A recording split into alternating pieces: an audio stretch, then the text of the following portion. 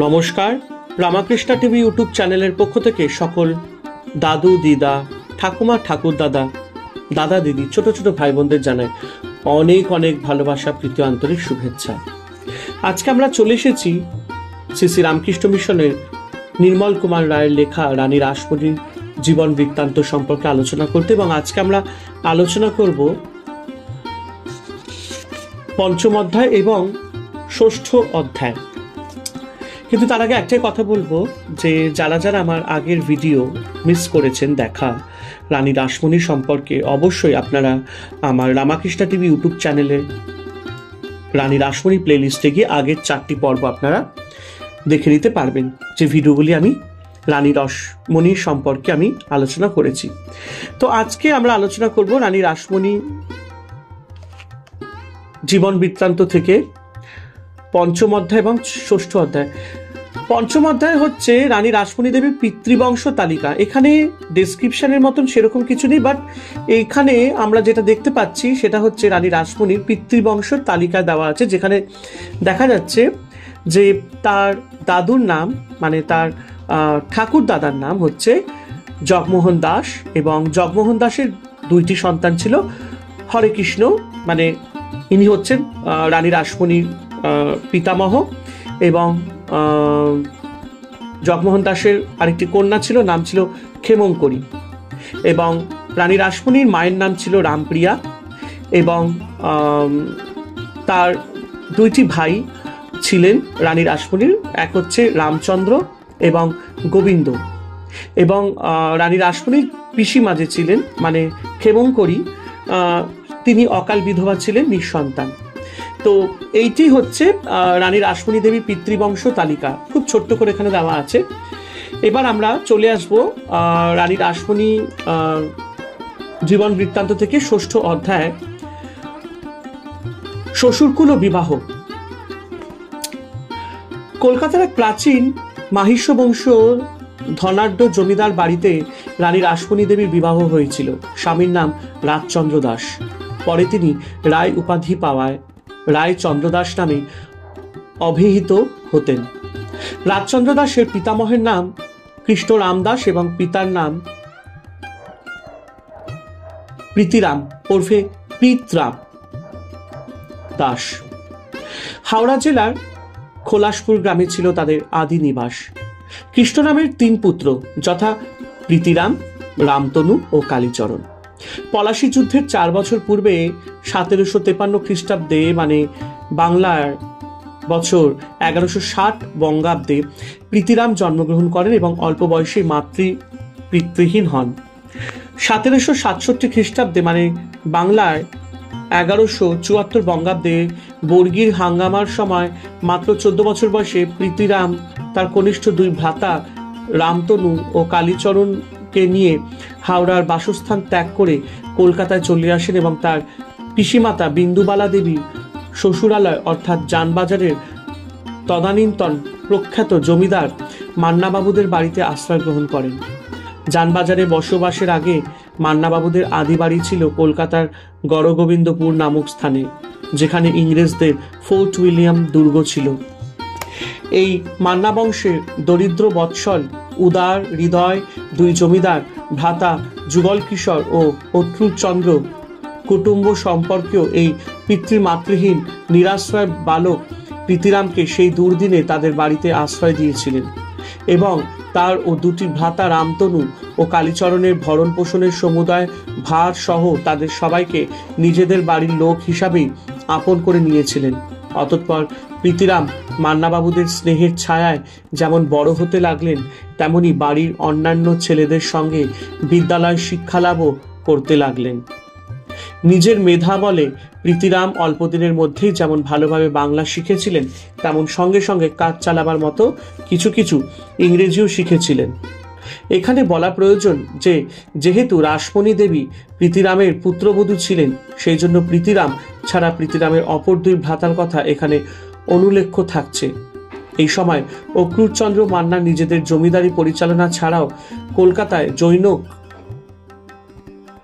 দানকির নামক এক সাহেবের অফিসে একটি বড় পদে নিযুক্ত ছিলেন। প্রীতিরামের লেখাপড়ার পর্ব শেষ হওয়ার পর তাকে কোনো কাজে নিযুক্ত করার ইচ্ছা ছিল অক্রুচন্দ্রের মনে। কলকাতার বেলেঘাটায় উপরিউক্ত ডানকিন সাহেবের একটি লবণের কারবারও ছিল। অক্রুচন্দ্রের চেষ্টায় প্রীতিরাম সেখানেই সামান্য বেতনে মুহুরীর কাজে নিযুক্ত হন। প্রীতিরামের নির্লোভ স্বভাব ও কর্মনিপুণতার জন্য গুণমুগ্ধ ডানকিন সাহেব তার প্রতি বিশেষ সন্তুষ্ট হয়ে চাকরিতে উৎসাহ দানের জন্য এবং বাড়তি আয়ের জন্য লবণ বিক্রয়ের উপর একটা বাটা পাওয়ার ব্যবস্থা করেছিলেন। ফলে প্রীতিরাম যত বেশি মাল বিক্রি করতেন তত উপরই বাটা পেতেন। এই জন্য সাহেবের ব্যবসায় যত লাভ হতে লাগলো, প্রীতিরামেরও মাইনে ছাড়াও আরো বেশি রোজগার হতে লাগলো। এইভাবে সেই সময় প্রীতিরাম প্রচুর অর্থ উপার্জন করেছিলেন। কিন্তু ডানকিন সাহেবের হঠাৎ মৃত্যু হলে সেই লবণের কারবার বন্ধ হয়ে যায় এবং স্বাভাবিক কারণে প্রীতিরাম কর্মহীন হয়ে পড়েন। দিন যায়, প্রীতিরাম আবার চাকরির সন্ধান পান। সেই সময় পূর্ববঙ্গের যশোরের জৈনক ইংরেজ জেলা ম্যাজিস্ট্রেট কার্যোপলক্ষে কিছুদিনের জন্য কলকাতায় এসে মান্নাবাবুদের একটি বাড়ি ভাড়া করে বাস করতে থাকায় একদিন যুগল কিশোর মান্না প্রীতিরামকে নিয়ে সেই জেলা ম্যাজিস্ট্রেট সাহেবের সঙ্গে সাক্ষাৎ করেন এবং প্রীতিরামের একটি চাকরির জন্য তাকে অনুরোধ জানান। কিছু ইংরেজি জানা 18 বছর বয়স্ক প্রিয়দর্শন মেধাবী যুবক প্রীতিরামের পরিচয় জ্ঞাত হয়। যুগল কিশোরের অনুরোধ মতো সেই ইংরেজ জেলা ম্যাজিস্ট্রেট প্রীতিরামকে যশোরে নিয়ে গিয়েছিলেন এবং সেখানে জেলা ম্যাজিস্ট্রেটের সেরেস্তায় একটি চাকরিও করে দিয়েছিলেন। কিছুদিন যশোরে চাকরি করার পর উক্ত জেলা ম্যাজিস্ট্রেট যখন ঢাকায় বদলি হয়ে যান, তখন প্রীতিরামকেও ঢাকায় নিয়ে গিয়ে তাকে পুনরায় সেখানে একটি চাকরি করে দেন।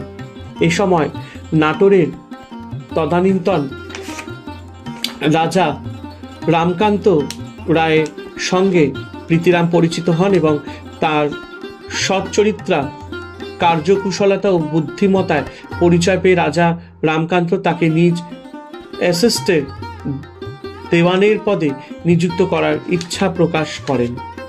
কিন্তু সাহেবটি প্রীতিরামের মতো দক্ষ কর্মচারীকে ছাড়তে না চাওয়ায় রাজা রামকান্ত রায় তখনকার মতো প্রীতিরামকে পাওয়ার আশা ত্যাগ করতে বাধ্য হয়েছিলেন। অবশ্য কিছুদিন বাদে সেই সাহেব কাজ থেকে অবসর গ্রহণ করায় রাজা রামকান্ত রায় বিশেষ আহ্বানে প্রীতিরাম নাটোরে গিয়ে তার অ্যাসিস্টেন্ট দেওয়ানের পদ গ্রহণ করেন।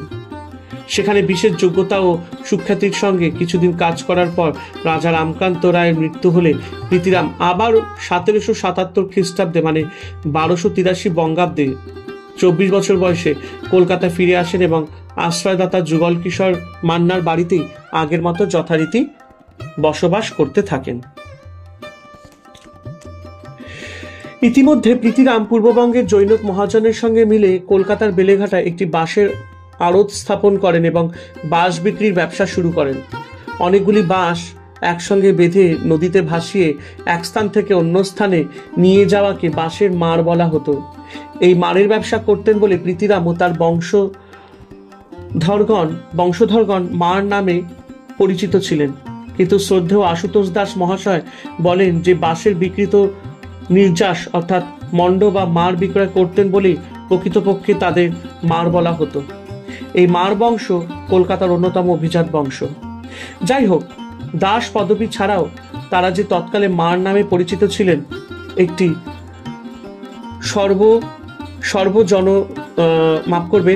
সর্বজন বিদিত।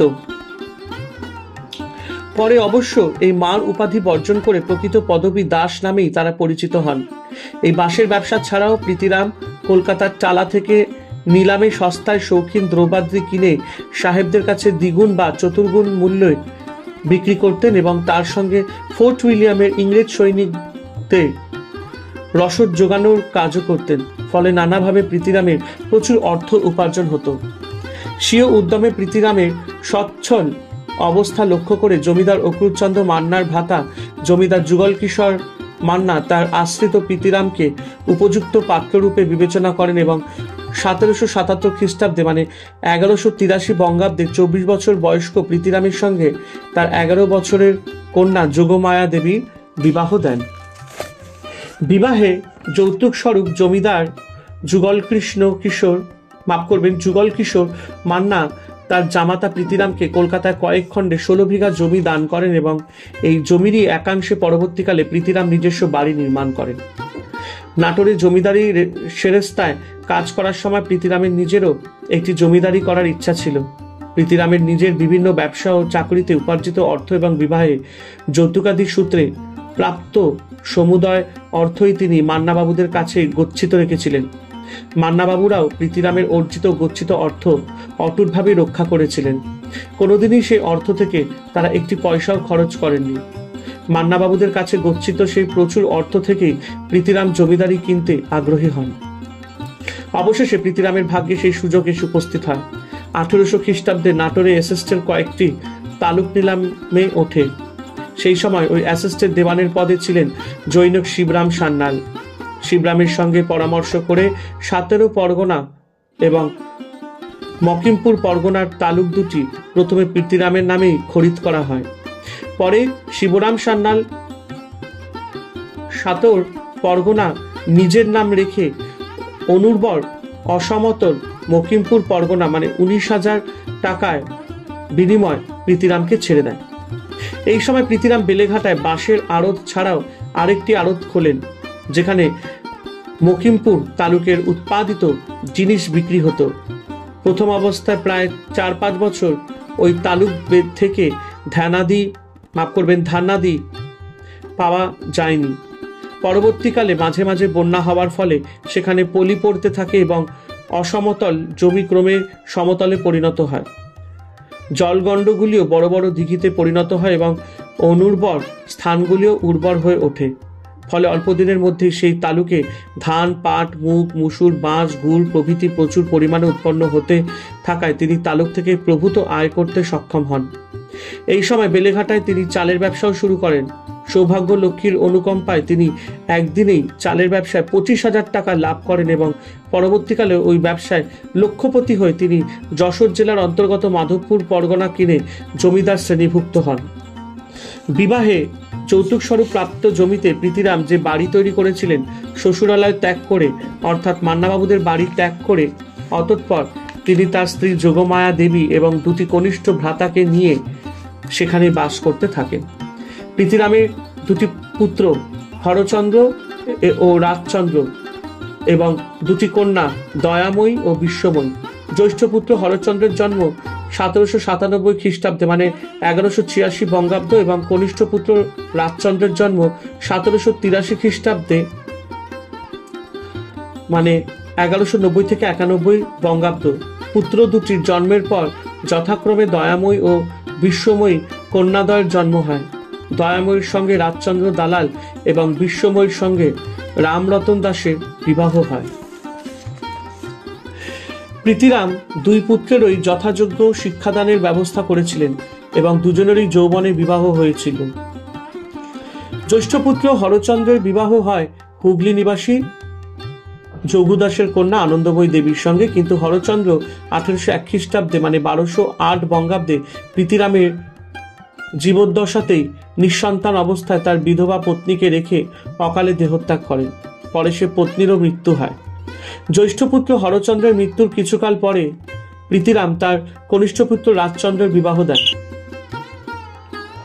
1802 খ্রিস্টাব্দে বাংলার 1209 বঙ্গাব্দ 24 পরগনা জেলার চানক নামক স্থানে বর্তমানে ব্যারাকপুর রাজচন্দ্রের প্রথম বিবাহ হয়।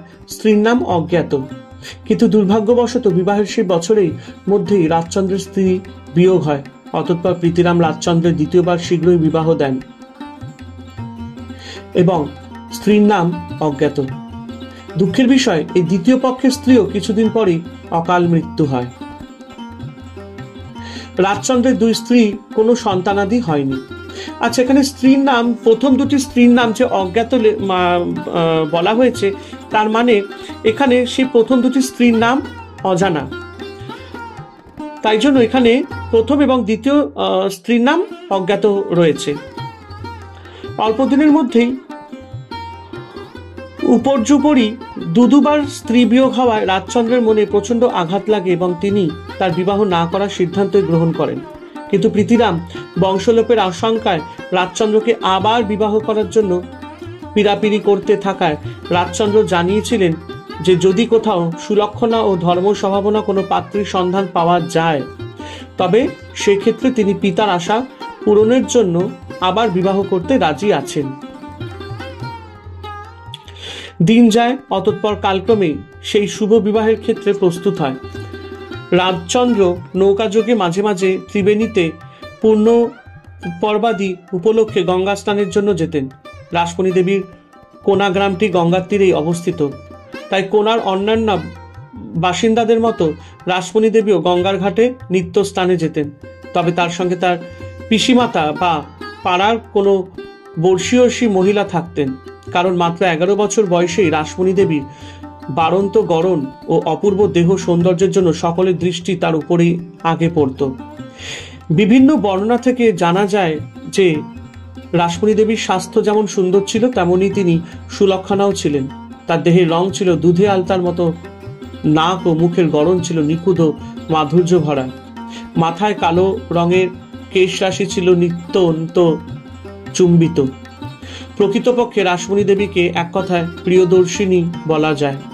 এহেন রাসমণি দেবীকে একদা ত্রিবেণীতে গঙ্গা স্নানের জন্য নৌকাযোগে যাওয়ার সময় গঙ্গার ঘাটে রাজচন্দ্র প্রথম দর্শন করেন এবং তার সুন্দর স্বাস্থ্য ও অসাধারণ রূপ সৌন্দর্য দর্শন করে রাজচন্দ্র মুগ্ধ হন। অতঃপর তিনি তার সঙ্গী বন্ধুদের দ্বারা পাত্রীর পরিচয় জানার জন্য উদ্গ্রীব হন এবং বন্ধুরাও যথাকালে পাত্রীর সমুদয় পরিচয় সংগ্রহ করে রাজচন্দ্রকে জানান। পাত্রী সজাতিয়া, অশেষ গুণবতী, সুলক্ষণা ও ধর্ম সম্ভাবা জানতে পেরে রাজচন্দ্র বলেন যে পাত্রীর পিতা যদি তার সঙ্গে কন্যার বিবাহ দিতে রাজি থাকেন, তবে তৃতীয়বার বিবাহ করে তিনি পিতৃ আশা পূরণ করবেন। রাজচন্দ্রের বন্ধুরা উদ্বিগ্ন প্রীতিরামকে সেই আশাপ্রদ শুভ সংবাদ জানালে প্রীতিরাম তৎক্ষণাৎ কোনায় পাত্রী রাসমণি দেবীর পিতা হরেকৃষ্ণ দাসের কাছে ঘটক পাঠিয়ে বিবাহের প্রস্তাব দেন। কলকাতার যানবাজারের অত বড় বা নামী জমিদার বাড়ির তরফ থেকে স্বেচ্ছায় রাসমণি দেবীর বিবাহের প্রস্তাব আসায় দরিদ্র হরেকৃষ্ণ দাস আনন্দে আত্মহার হন এবং ভগিনী ক্ষেমঙ্করী দেবীর সঙ্গে এই বিষয়ে পরামর্শ করেন। কন্যার বয়স বাড়তে থাকলেও দারিদ্র অর্থ অভাবের দরুণ হরেকৃষ্ণ দাস তার অতি আদরের মাতৃহারা কন্যার বিবাহের কথা চিন্তা করতেই পারতেন না। এবার অযাচিতভাবে এই অকল্পীয় বিবাহের প্রস্তাব আসায় ঈশ্বর বিশ্বাসী পরম বৈষ্ণব হরেকৃষ্ণ দাস এটিকে ঈশ্বরের কৃপা বলে গণ্য করেন এবং নিজে কলকাতায় যানবাজারে গিয়ে জমিদার প্রীতিরামের সঙ্গে দেখা করে কন্যার বিবাহের কথা পাকা করে আসেন। নিঃসম্বল কন্যাদায়গ্রস্ত পিতা হরেকৃষ্ণ দাসের দরিদ্র অবস্থার কথা স্মরণ করে উদার হৃদয় প্রীতিরাম হরেকৃষ্ণ দাসকে সপরিবারে নিজ বাড়ির কাছে গোয়ালটুলি মান্নাবাবুদের বাড়িতে সাদরে নিয়ে আসেন এবং তারই ব্যবস্থাপনায় সেই বাড়িতেই 1211 বঙ্গাব্দের 8ই বৈশাখ মানে 1804 খ্রিস্টাব্দের 21শে এপ্রিল রাজচন্দ্রের সঙ্গে রাসমণি দেবীর বিনা আড়ম্বরে বিবাহ হয়। রাসমণি দেবী রাজচন্দ্র দাসের তৃতীয় পক্ষের স্ত্রী। বিবাহের সময় রাজচন্দ্রের বয়স ছিল 21 বছর এবং রাসমণি দেবীর বয়স 11 বছর। বিবাহের পরেই রাসমণি দেবী মান্নাবাবুদের বাড়ি থেকে নিজ শ্বশুরালয় প্রীতিরামের বাড়িতে চলে এসেছিলেন এবং তার পিতা হরেকৃষ্ণ দাস দেশে ফিরে গিয়েছিলেন। আর এইভাবেই আমরা আজকের পঞ্চম এবং ষষ্ঠ পর্ব রানী রাসমণির জীবন বৃত্তান্ত সম্পর্কে আলোচনা সমাপ্ত করলাম। আশা করি আপনাদের সবার ভালো লেগেছে এবং ভালো তো লাগতেই হবে। আমরা সবসময় চেষ্টা করি ভালো কিছু বলার, ভালো কিছু করে দেখানো। তাই আজকের মতো এখানেই সমাপ্ত করলাম। আবার আসবো এক নতুন অধ্যায় নিয়ে। হরে কৃষ্ণ কৃষ্ণ কৃষ্ণ হরে হরে, হরে রাম রাম রাম হরে হরে। জয় শুভ শম্ভু, জয় দেবী দুর্গা দুর্গতি নাশিনী, জয় মা কালী।